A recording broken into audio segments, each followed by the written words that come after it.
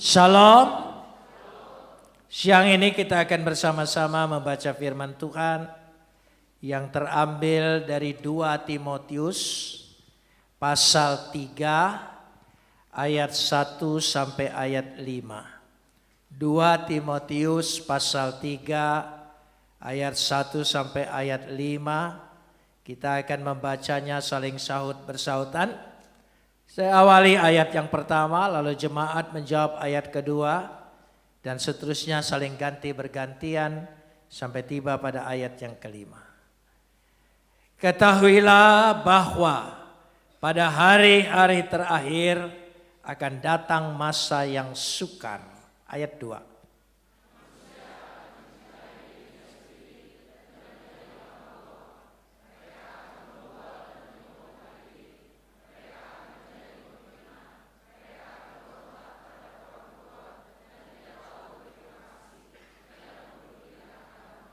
Tidak tahu mengasihi, tidak mau berdamai, suka menjelekkan orang, tidak dapat mengekang diri, garang, tidak suka yang baik.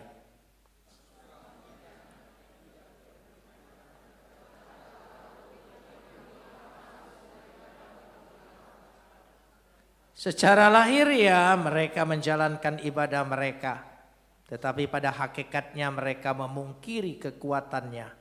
Jauhilah mereka itu. Kapot leha Adonai Elohenu kapot leha. Segala kemuliaan ya Adonai Tuhanku, kemuliaan bagimu. Saudara-saudara yang dikasihi Tuhan, surat yang dibuat kepada Timotius oleh Paulus 2000 tahun lebih. Dan pada waktu itu sudah dibilang akhir zaman. Kalau kita pikir akhir zaman itu dekat-dekat yang terakhir. Tapi telah ditunggu 2000 tahun lebih, belum berakhir juga. Lalu apa yang dimaksud dengan akhir zaman? Ada yang dimengerti tentang zaman. Zaman itu bukan era, bukan episode, bukan periode, dan bukan generasi to generasi, bukan. Zaman itu menyangkut pertama pola pikir, paradigma, konsep berpikir, itu zaman. Yang kedua adalah gaya hidup, dan yang ketiga adalah gairah. Jadi 3 hal itu yang bermakna tentang zaman. Jadi zaman itu bukan tahun ke tahun, bukan episode ke episode, bukan periode ke periode, bukan. Tetapi zaman menyangkut sekali lagi pola pikir, gaya hidup, dan gairah. Karena itu kalau kita lihat di sini, ya hampir sama.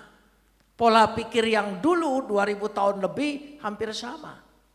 Tetapi orangnya saja yang berbeda, generasinya saja yang berbeda. Tapi bentuk pola pikir dari sejak itu sama. Manusia mencintai dirinya sendiri. Saudara bisa lihat itu dari ayat 2 sampai ayat 5. Menjadi hamba uang, ya, hedonisme, namanya saja berubah. Membual, ya, suka menyombongkan diri, membesar-besarkan diri, megalomania, ya, menjadi pemfitnah, hoax, dan sebagainya. Itu hanya beda nama, tapi polanya sama. Nah, jangan sampai kita masuk kepada pola ini. Ya, kita lihat di situ, berontak terhadap orang tua, ya, dikatakan tidak tahu berterima kasih, tidak mau mempedulikan agama, ya. Anak-anak sekarang sulit sekali ngomong terima kasih, maaf, terima kasih, maaf. Itu 2 kata yang selalu diajarkan, tapi seringkali mereka malas menggunakan kata itu.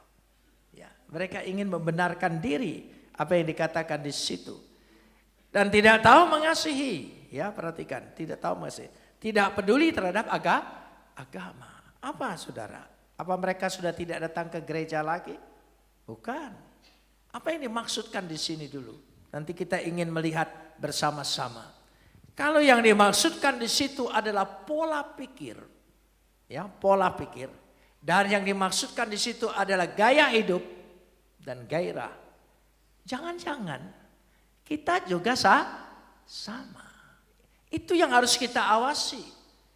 Karena pikiran kita belum berubah. Menerima Kristus harus pikirannya berubah. Pola pikirnya berubah. Mindsetnya berubah.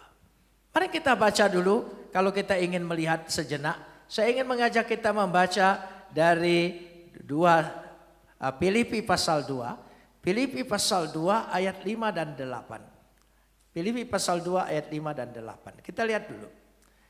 Hendaklah kamu dalam hidupmu bersama, tolong sambung, menaruh pikiran dan perasaan yang terdapat juga dalam Kristus Yesus.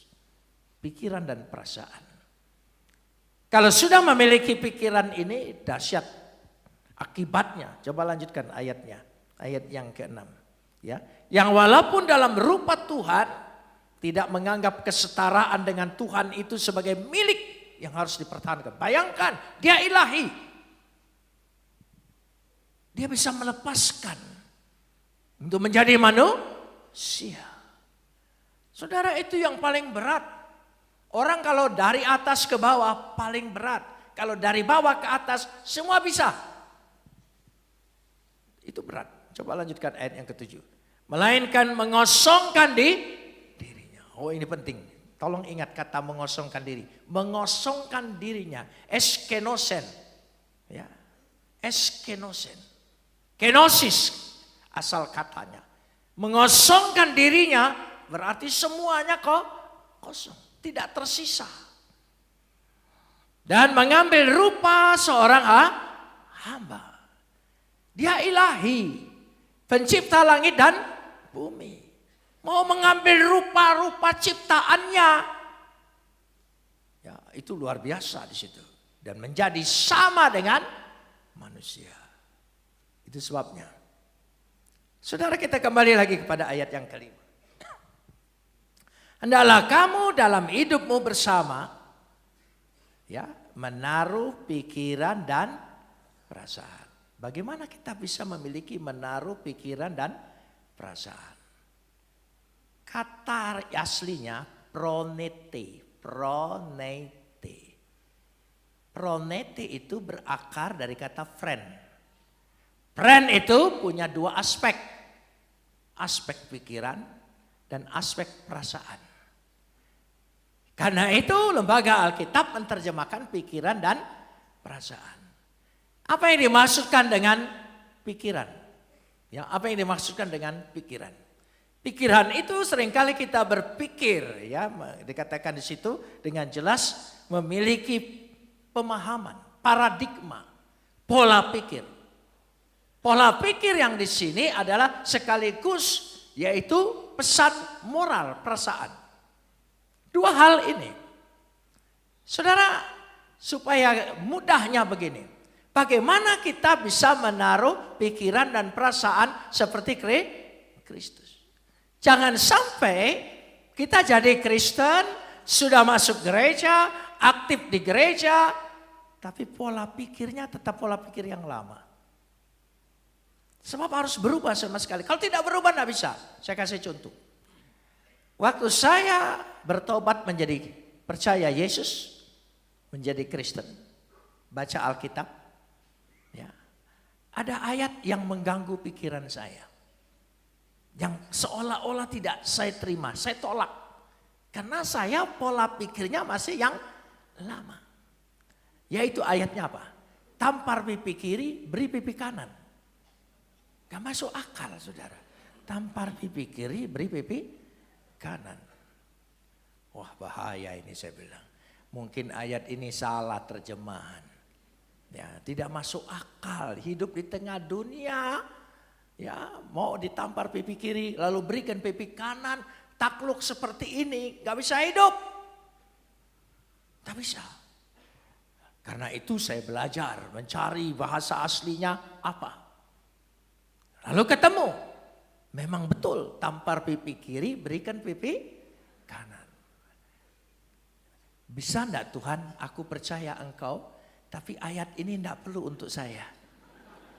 Lo ya bisa tidak? Ya, jadi bagaimana? Ya. Kalau bisa begini, tampar pipi kiri, balas tangan kanan. Kan ini cengli, saudara. Masuk akal. Ya, tampar pipi kiri, beri pipi kanan. Orang Palembang walaupun asli bahasa Dewa itu tahu dia, saudara.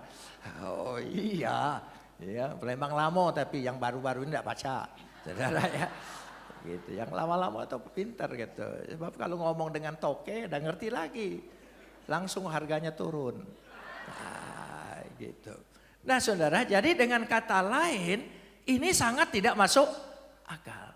Karena saya masih punya pola pikir yang lama. Pola pikir melawan, ya, pola pikir wah perjuangan, bertindak, jadi Kristen. Waduh, suruh gini. Lalu saya berdoa. Waktu saya berdoa tadi, Tuhan bisa enggak saya ayat ini enggak usah bagian saya. Karena mungkin ini untuk latar belakang orang Kristen yang lemah-lemah. Gitu ya, yang memang nyerah gitu, saudara. Ya bisa enggak gitu. Lalu kalau engkau berpikir tampar pipi kiri, balas tangan kanan, Tuhan bicara di hati saya, di hati Tuhan berbicara di hati, masuk ke dalam pikiran. Itu karunia saya hanya sampai di situ. Gitu. Saya agak rendah dari hamba Tuhan yang bisa langsung dengar suara Tuhan. Ngobrol dengan dia, saya belum sampai tahap sana. Belum. Saya masih tahap suara dalam hati. Tidak apa-apa, maklumin aja ya. Saya masih di bawah itu. Ya. Mudah-mudahan nanti naik ke sana. Ya, malam naik ke surga, pagi tuh turun gitu ya. Iya gitu ya. Saya belum. Percayalah kalau sekali naik saya nggak mau turun. Ya itu. Ngapain turun bolak-balik. Itu lebih hebat dari Yesus. Yesus sekali naik belum turun-turun. Dia bolak-balik. Dahsyat itu. Ya, dia punya travel rupanya, saudara. Nah, sudah sampai di situ dulu. Ya, jadi Tuhan jawab supaya tahu, saudara. Saya berdoa dapat suara Tuhan tapi caranya agak kelas rendah. Enggak kelas dewa tinggi-tinggi gitu, saudara.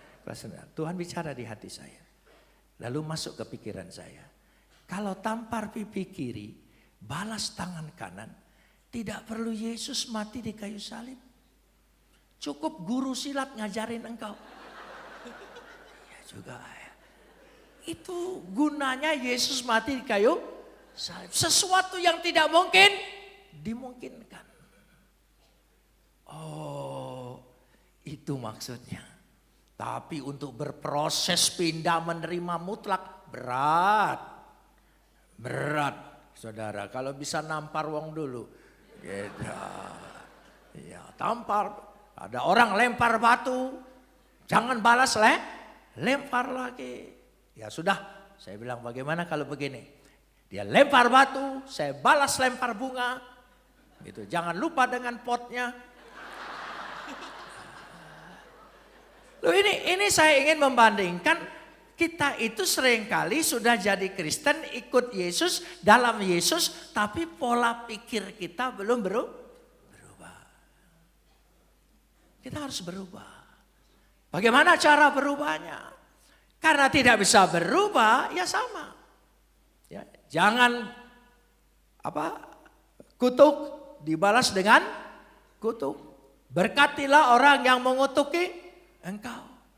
Tambah tidak masuk akal. Wong Palembang tukang ngutukin wong.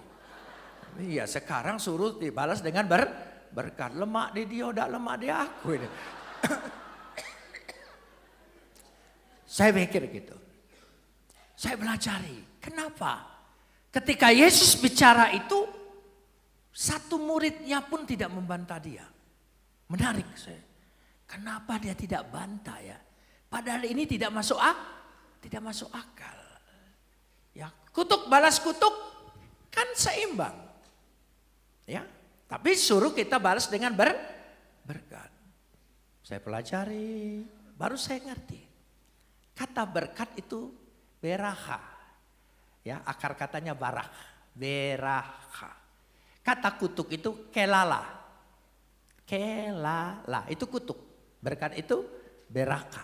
Ini kutuk, kelala. Dalam huruf Akadian. Saudara, bahasa Akadian itu bahasanya Abraham. Jadi bahasa Ibrani naik ke bahasa Aramik, naik ke bahasa Samaritan, naik ke bahasa Akadian. Nah itu sumbernya, jadi pelajari semua.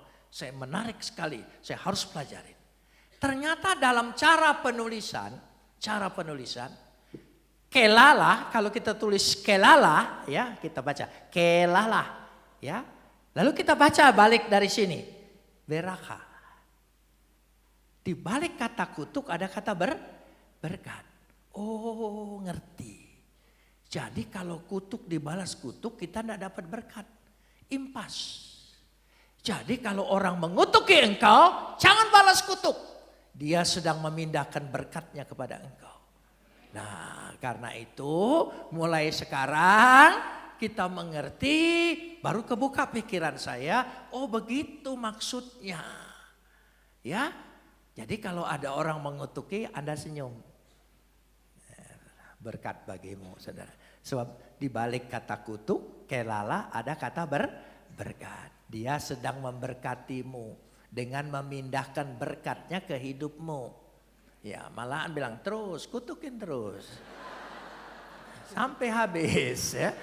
Iya, jadi kalau engkau dikutukin orang sudah ngerti ini artinya, senyum kan?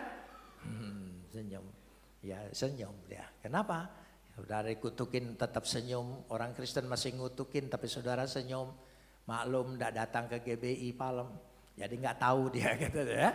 Jadi itu rahasianya. Itu namanya perubahan pola pikir. Setelah mendapat pengetahuan, ya kita mengerti apa maksudnya. Dan tentu dari hikmat Tuhan. Nah, saya kasih contoh lagi. Sebab beratnya pola pikir ini berubah. Berapa lama kita membentuk diri kita dengan pola pikir kita? Sudah sangat lama. Begitu harus bisa ganti pola pikir Kristus, itu memerlukan perjuangan. Proses yang panjang. Supaya kita bisa berubah. Saudara, dalam cara pikir, sekarang kita bicara cara pikir. Tadi pola pikir, sekarang cara pikir. Cara pikir manusia itu ada 5 ini. Saudara punya jari 5? Tolong ditunjukkan. Ya, sama kawan baik, tunjukkan baik lah ya. Nah gitu. Ya, ini cara pikir. Ini yang paling jempol itu adalah keyakinan. Iman. Iman kita kepada siapa? Yesus. Yesus. Ini iman. Masuk ke sini. Ya. Dan ini adalah cara pikir. Ini adalah pola pikir. Sekali lagi, pola pikir. Ya. Yang ini yang tengah ini adalah logika. Logika. Dan yang jari manis adalah pengetahuan. Baik pengetahuan Alkitab, baik pengetahuan apa semuanya gini. Dan yang paling kecil ini adalah pesan etika dan moral. Begini. Jadi ini begini. Ya, saudara genggam begini, ini dalam. Jadi ketika kita berhadapan dengan emosi kita, ya, kenapa imannya tidak keluar? Kenapa imannya tidak keluar? Karena ini tidak dikuasai iman. Makanya tidak heran kita lihat orang punya pengetahuan, keagamaannya baik, tapi tidak ada kebaikan. Karena semua tersimpan di sini. Nah keluar. Mengosongkan dirinya. Jadi kita harus berani mengosongkan dirinya. Bagaimana supaya ini kosong? Coba pikir sejenak. Bagaimana? Harus begini? Bukan. Manusia bagaimanapun tidak bisa melepaskan ininya. Tidak ada rumus manusia bisa melepaskan. Hanya ada dalam rumus Alkitab. Ya, jika Aku harus mati di dalam Kristus. Bukan aku lagi yang hidup, tapi Kristus. Yang ini suruh genggam salib Yesus. Otomatis kalau pegang salib, ini tidak bisa tersimpan. Dia terbuka. Dia jadi begini. Karena itu ini menguasai cara pikir, menguasai logika, menguasai pengetahuan yang kita terima, menguasai etika moral, baru ada perubahan. Amin, berubah. Kalau tetap begini, saudara, banyak tontonan di TV, orang kurang gelar bagaimana, gelarnya banyak, tapi ngomongnya ininya enggak keluar. Karena ini selalu begini. Tapi kita harus berubah. Yesus sanggup. Kalau engkau genggam salib, ya, pikul salib, itu yang dimaksud pikul salib. Bukan pikul salib itu karena masalahmu, karena persoalanmu, karena engkau rugi dagang. Itu bukan pikul salib, itu goblokmu. Loh iya, itu penting sekali. Saudara, jadi di situ letaknya. Kristus memberikan rumus. Paulus menjelaskan luar biasa. Bukan aku lagi yang hidup tapi Kristus. Sehingga dengan demikian kalau ini Yesus, maka kita memiliki apa? Memiliki pikiran Kristus. Logika kita logika Kristus. Pengetahuan kita dikuasai oleh Kristus. Etika moral kita dikuasai oleh Yesus. Semuanya. Dari situ letaknya. Karenanya kalau kita lihat, mari saya ajak 1 Korintus 2 ayat 16. 1 Korintus 2 ayat 16. Kita lihat di sini. Ya, 1 Korintus 2 ayat yang ke-16. Sudah dilihat di situ, ya. Sebab siapakah yang mengetahui pikiran Tuhan sehingga ia dapat menasihati dia? Tetapi tolong sambung. Saudara sudah memiliki pikiran Kristus? Nah, jujur, jangan sok rohani. Enggak bisa sekaligus itu, enggak bisa. Enggak bisa karena cemplung ke dalam sungai lalu berubah pikirannya. Enggak, itu memerlukan perjuangan. Proses yang lama, saudara. Terus menerus, yang penting kita ada kemauan untuk berubah dari pola pikir kita menjadi pola pikir Kristus. Amin. Semangat itu. Sehingga kita bisa lihat, baca Alkitab pun jadi ngerti, tidak membantah. Kalau pola pikir yang lama, saya ini 16 tahun memimpin sebagai rektor STT Apostolos. Ya, 16 tahun. Murid mahasiswa saya itu rata-rata Protestan semua. Saudara tahu kalau orang Protestan itu kritis berpikir. Tapi kalau begini, engkau protesnya jadi lain. Kalau begini, engkau terima apapun jadi lain. Karena ingin tahu. Nah, ada murid saya dari Papua, saya masih ingat. Ya, dari Papua. Tanya begini, Bapak, menurut saya Tuhan itu tidak adil. Saudara berani menilai Tuhan. Manusia ciptaannya berani menilai Sang Pencipta. Ya saya karena sekolah itu harus terbuka, berpikir kritis. Saya tanya, kenapa kau bilang tidak adil? Tidak adil. Ya, kenapa ada siang dan malam? Loh, ya, emang sudah siang dan malam. Ya, itu karena kata dia sendiri, mataharinya hanya satu. Coba kalau mataharinya dua, kan bisa gantian.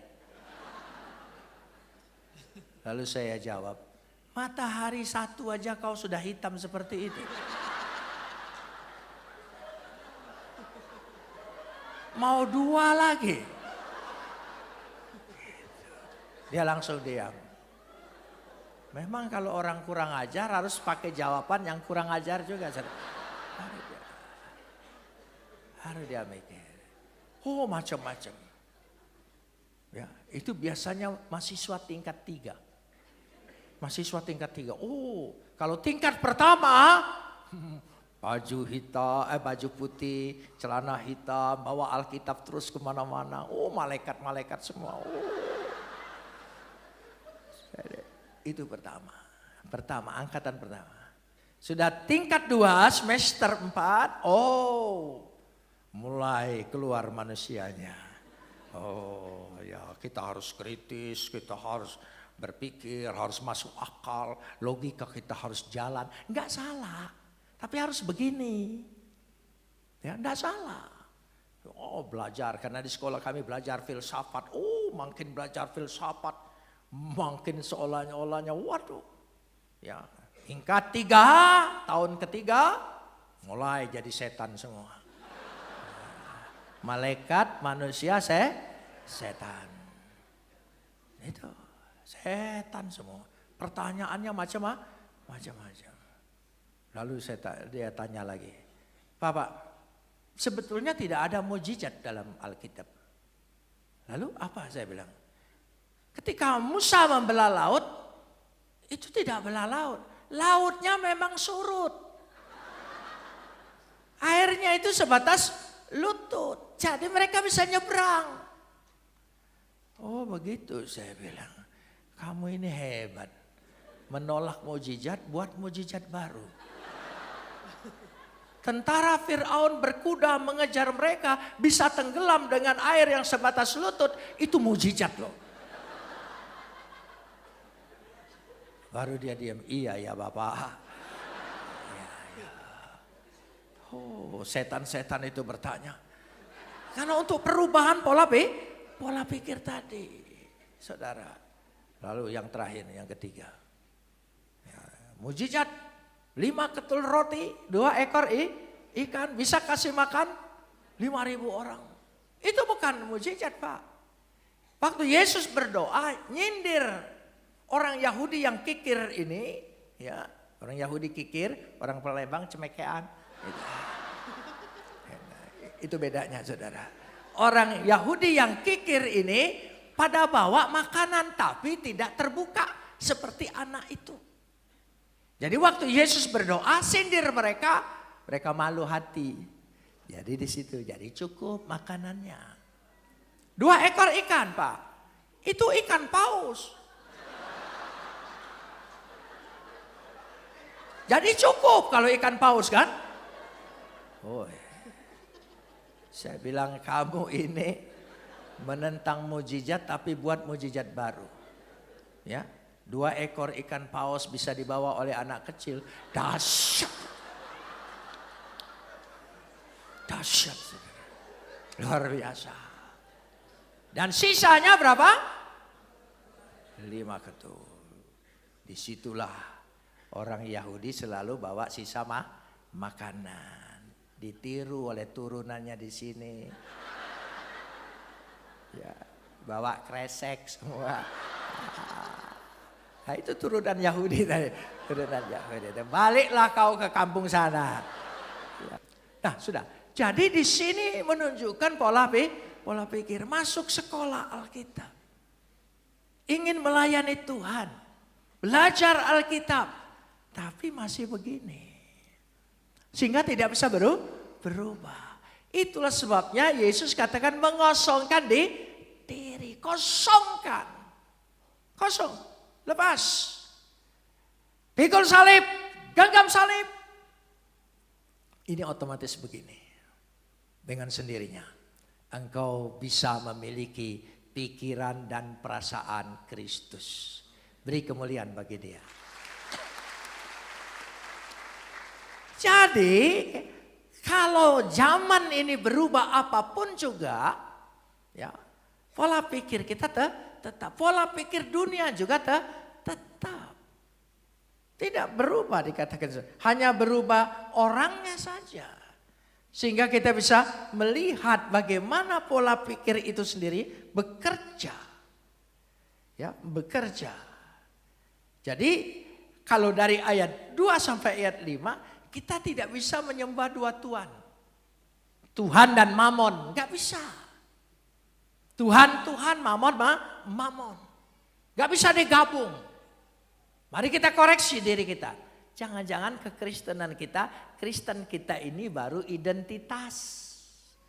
Baru identitas.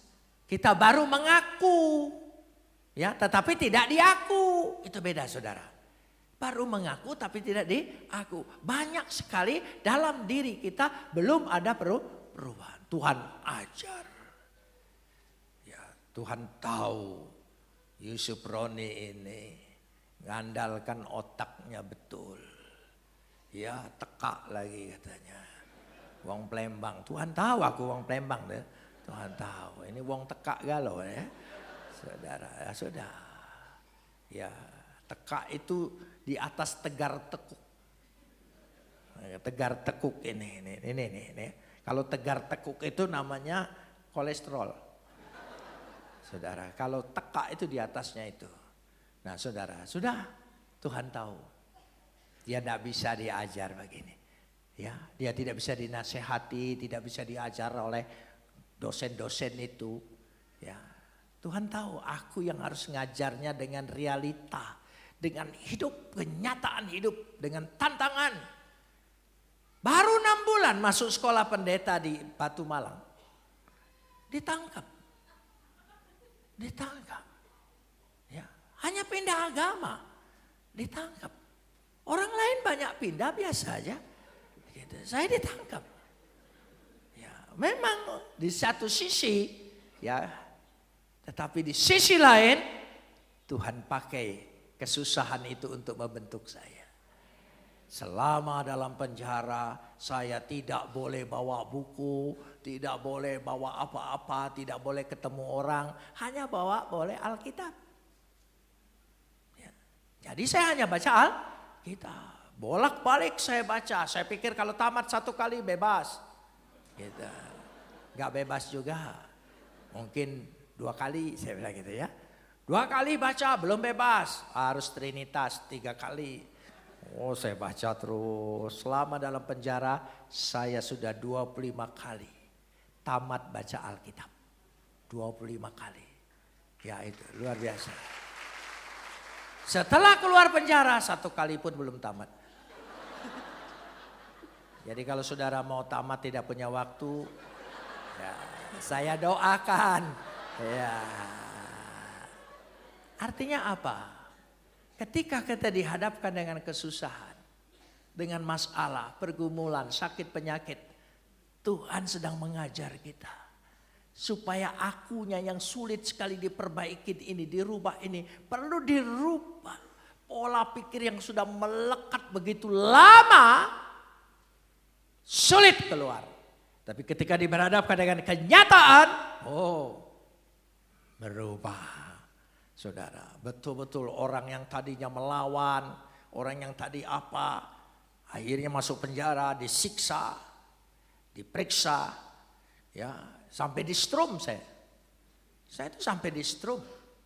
Saudara, pemeriksa zaman dulu, saudara jangan sampai kembali lagi. Saudara, untunglah tidak balik lagi dia, saudara ya. Balik lagi zaman itu, trauma. Ya, saya diundang baru kali ini ke Malang. Sudah lama tidak ke sana. Tidak tanggung-tanggung. 10 tahun. Tidak ke Malang. Karena saya ditangkap di Malang. Jadi saya trauma dengan kota itu saudara. Ya sudah. Waktu di strum berkali-kali. Strum pingsan. Dibawa ke kamar. Yang nyetrum segala macam. Kita tidak kenal karena kita ditutup matanya. Mata kita ditutup, sudah ditutup, digebukin, udah digebukin di strom. Jadi kita nggak tahu siapa, hanya merasakan saja. Waktu saya sekolah di Batu Malang, ya sekarang Malang sudah panas. Zaman dulu tahun 74, masih dingin, dinginnya luar biasa, saudara. Saya itu punya penyakit, kalau sudah cuaca dingin. Rematik saya kumat rematik saya ini. Ini bengkak-bengkak persendian ini, saudara. Ya, dulu waktu sekolah saya poles dengan Remason. Tahu kan zaman dulu kan balsamnya Remason. Habis 3 botol nggak mempan. Ya, terus begitu. Tapi sejak di strum sembuh total.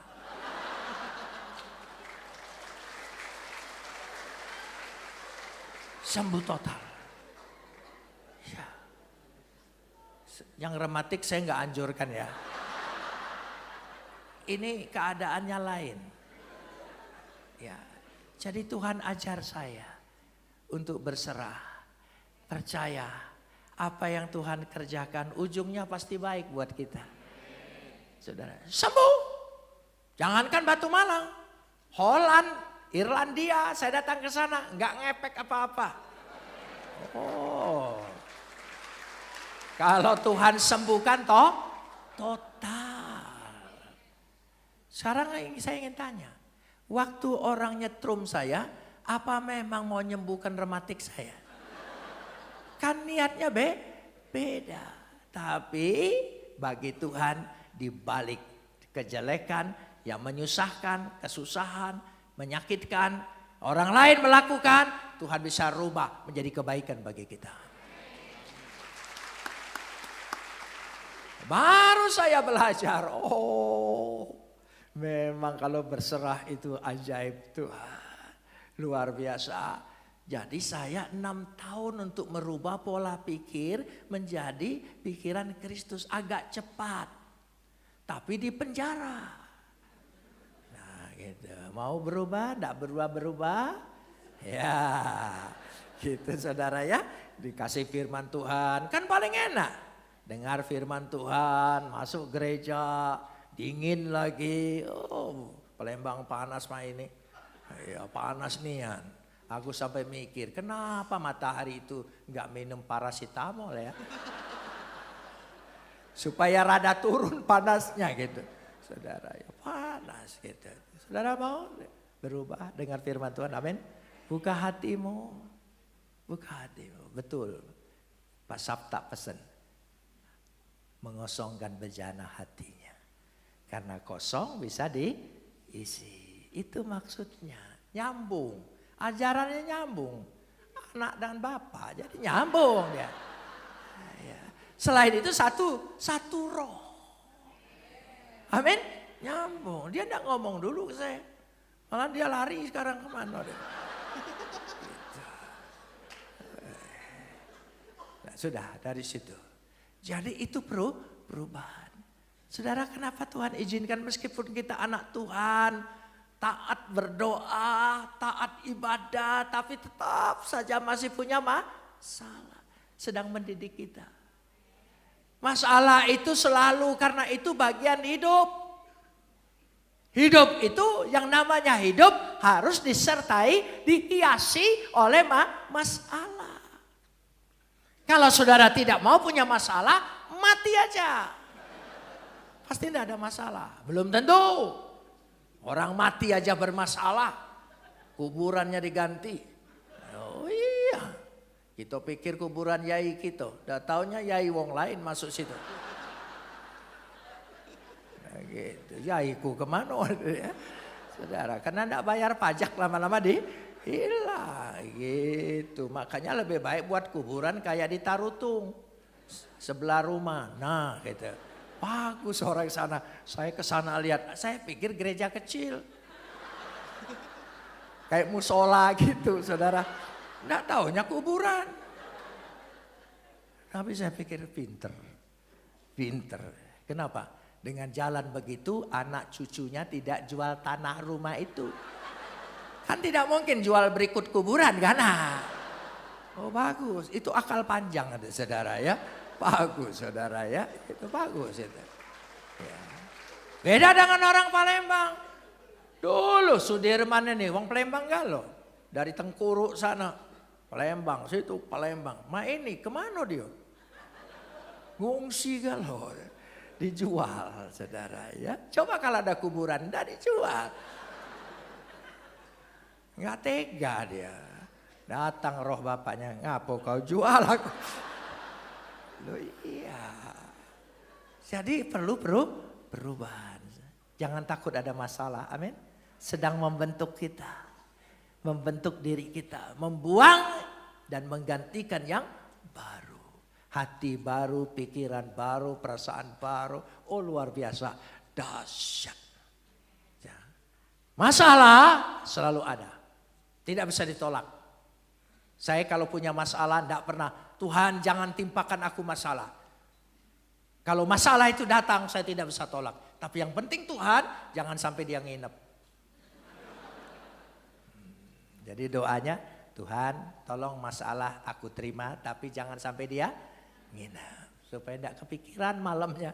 Saudara ya sudah bebas. Ada jalan keluar, ada penyelesaian. Amin. Ya itu caranya. Jadi berserah, diajar banyak sekali. Diajar oleh Tuhan untuk berserah. Lewat apa? Kesusahan kita. Pergumulan kita. Untuk merubah pola pikir, berat sekali. Tapi ketika diperhadapkan dengan kesusahan dan ketidakberdayaan, nggak tahu lagi. Apakah saya ini kapan? Coba ditahan 5 tahun lebih baru diadili. Tahan 5 tahun lebih baru diadili. Ya, tapi sekarang sudah enak. Tahan setahun sudah ada pengadilan. Sudah ada keputusan pengadilan. Sudah bisa jalan-jalan ke rumah, kemana. Saudara hebat uang sekarang. Saudara dulu enggak baca. Ya, betul-betul ketat sekali. Namanya juga ditahan Kopkamtib. Saudara enggak ada gerak sekalipun. Semuanya. Tapi Tuhan ajar berdoa. Tuhan ajar. Ya, lewat masalah Tuhan sedang mengajar kita berdoa. Berserah kepada Tuhan. Coba kalau tidak. Saudara, saya orang Protestan. Ya, enggak pernah diajar doa minta yang kecil-kecil, yang gede semua, Saudara. Ya, Afrika, negara, segala macam, enggak pernah. Ya, satu saat di penjara saya diperhadapkan kekurangan odol, kehabisan odol, bukan kurang, habis total. Ya, 2 tahun tidak pernah pakai odol. 2 tahun, saya tidak tahu lagi baunya gimana, Saudara. 2 tahun, jadi sikat gigiku itu sudah mekar, Saudara. Tidak ada gantinya, Saudara. Ya, terpaksa numbuk batu merah kecil-kecil, halus, baru dipoles-poles gitu, Saudara. Atau abu. Itu sudah sikat, sudah pakai abu tambah hitam bukan tambah putih, Saudara. Ya itu. Tahu-tahu istri saya kirim. Ya, tahun kedua boleh kirim. Saya dikirim oleh istri saya. Saya masih ingat terus istri saya ini luar biasa. Kirim keperluan saya selama dalam penjara. Disadarkan.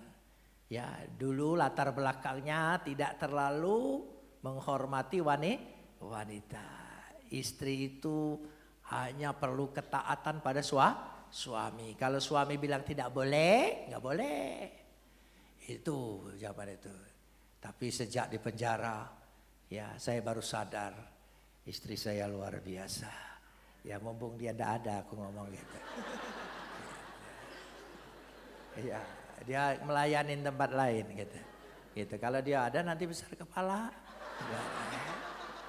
Itu ya istri-istri itu kalau dipuji kan besar kepala kan, langsung jadi big boss, Saudara, langsung. Ya sudah, ya dia kirim. Ingat saya masih kirimannya, setiap bulan sekali roti konggoan yang segi 4 kaleng segi 4 yang isinya macam-macam itu. Terus setiap bulan, hampir 4 tahun kirim itu terus. Ya, makanya sampai sekarang setiap lihat roti itu saya trauma, Saudara. Jadi kalau lihat di supermarket lihat roti itu, aku melengos be. Gitu. Ya sudah. Ya, kirim odol Pepsodent yang besar. Pepsodent itu dari dulu. Tapi odol zaman dulu itu bungkusnya itu bisa dibuka dari belakang. Dari belakang dibuka.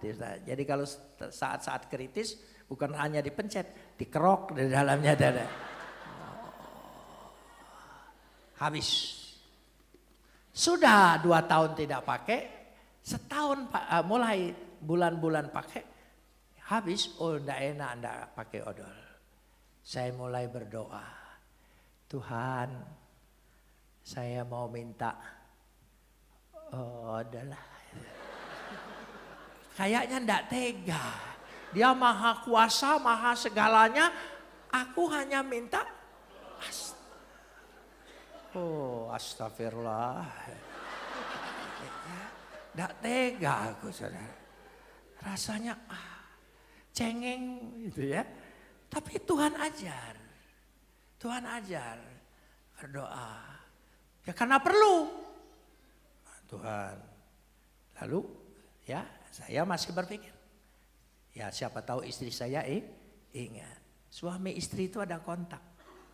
Ada kontak. Saya kalau pelayanan sendirian kemana pulang mau makan ini enggak usah WA. WA batin. Nyambung. Makan siang sampai rumah, oh tersedia. Saya senyum.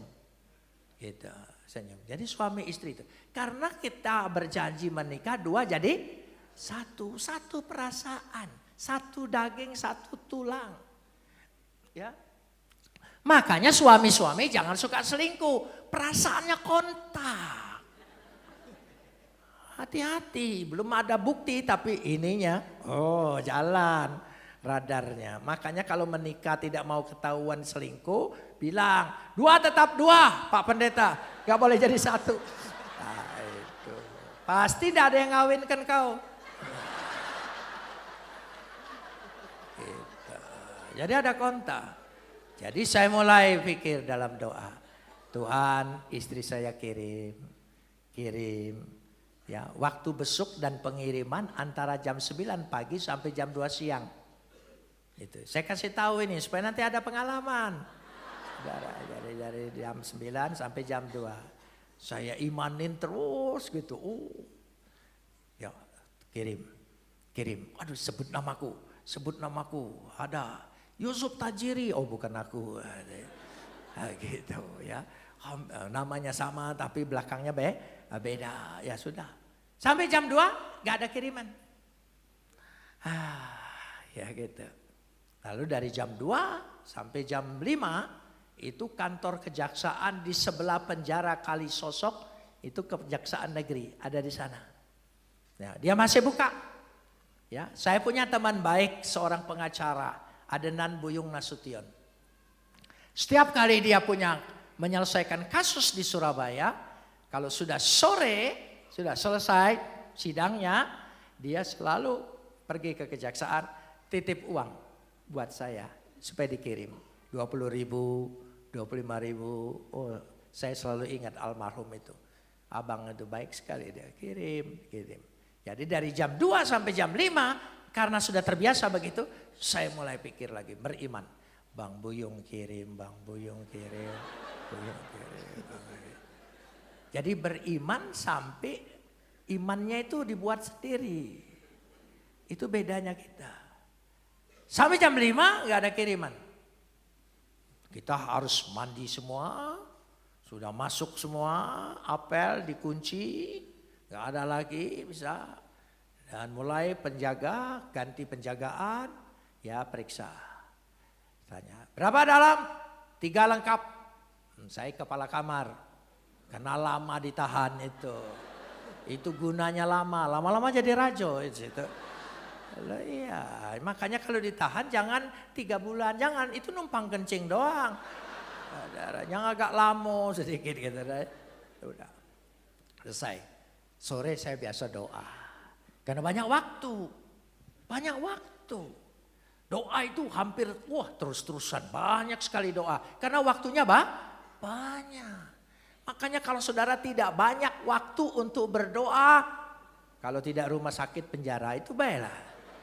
Saudara pasti banyak waktu. Saya doa, saya menghibur iman Tuhan. Saya tahu Tuhan sibuk. Ya hanya soal odol. Soal kecil, ampunin saya Tuhan, ya sudah gitu. Jam 7 malam kamar saya dibuka, ada orang baru masuk datang. Dia lihat, di situ kan ada 3, 1, 2, 3. Ya kamar kami agak besar, yang bekas di Ponorogo ditahan, banyak hantunya katanya. Jadi waktu saya dimasukkan sana, biarlah dia ketemu hantu gitu. Saya tidak takut. Kan di Ponorogo pakai kuda. Kalau dia datang, aku tinggal naik kan. Loh iya. Orang kalau sudah ditahan, dalam penjara nggak ada takutnya. Percaya, habis takutnya itu sudah habis. Saudara, ya sudah. Dia lihat sana sini, sana sini. Rupanya wajah saya tidak kriminal. Dia dekatin saya. Ya, wajah ya cungkok orang jadi lain gitu. Ya, gitu dekat. Jadi ketika hampir dia bilang, "Kok boleh enggak saya tidur dekat sini?" "Oh, boleh." Boleh. Saya pinjemin bantal, saya pinjemin tikar. Karena banyak dapat warisan-warisan dari orang bebas itu. Sebab orang bebas dalam penjara, barang-barang yang pernah dipakai penjara gak pernah mau dibawa pulang, takut sial. Saya yang lama terima warisan itu. Lalu dia bilang, "Kok boleh titip ini?"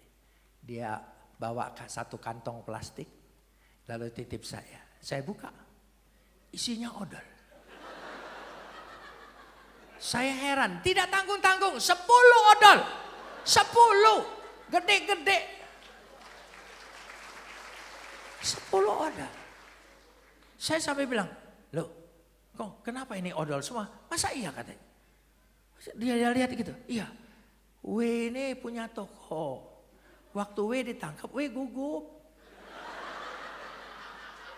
Kira dia masukin sabun, masukin apa. Rupanya yang dimaksudin odol saja." Malam itu saya dapat 10 odol. Baru saya ngerti Tuhan itu baik. Dia tahu keperluan saya.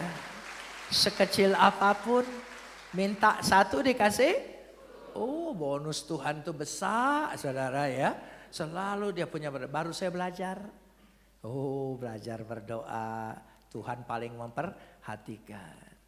Besok jam 9 pagi dia di Bon. Di Bon itu diperiksa. Ya, sampai jam 5 sore periksa dia belum datang. Jadi pemeriksa bilang, "Berapa?" 3 dalam, luar 1. "Oh, coret saja." "Loh, kenapa Pak?" "Salah tangkep." Gitu. Hanya untuk kirim.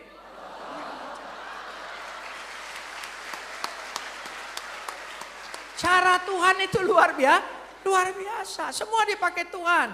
Ya, di sini diuntungkan, di sana penderita. Hati-hati saudara. Ya, lebih baik dipakai Tuhan untuk mengerjakan pekerjaan Tuhan. Amin. Daripada dipakai penderita, pelengkap penderita saudara. Ya, Tuhan itu baik. Sejak itu saya percaya. Doa minta sekecil apa-apa. Tuhan beri. Tuhan beri, Tuhan kasih. Aduh, doa saya kayaknya manjur selama dalam penjara. Orang menderita itu paling cepat didengar Tuhan. Jadi kalau engkau sedang menderita berdoa, pasti Tuhan dengar. Ya, kalau engkau sedang kelimpahan, dilewat. Gitu. Karena itu jangan takut dengan kesakitanmu, kesusahanmu, saudara kita itu dirubah oleh Tuhan cara pikir, berserah. Jadi saya minta pada Tuhan yang sekecil apapun, saya sampai ngomong. Mau ngurus EMB aja, Tuhan tolong IMB Ruko itu. Ya, sampai hal yang kecil. Orang pikir ini cengeng, bukan, ini berserah. Percaya, karena selama di sana Tuhan itu baik. Tuhan itu baik. Semuanya luar biasa. Dari situ letaknya. Itu pola pikir. Jadi dengan pola pikir seperti itu, kita harus memiliki pikiran Kristus. Pikiran Kristus apa? Berserah. Percaya.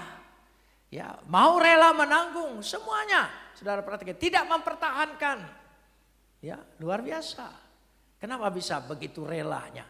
Karena pola pikirnya sudah berubah. Ada perubahan yang besar. Jadi dari situlah untuk menunjukkan perubahan pola pikir. Jadi saya ingin mengajak dulu.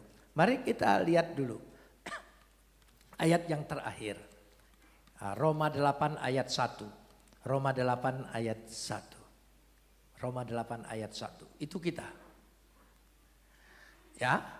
Demikianlah sekarang tidak ada penghukuman bagi mereka yang ada di dalam Kristus Yesus. Kata krima bahasa aslinya. Penghukuman. Sebetulnya bukan hanya penghukuman. Kutuk. Tidak ada lagi kutuk yang mengikat kita, kata kerima. Ya, kata kerima, kutuk.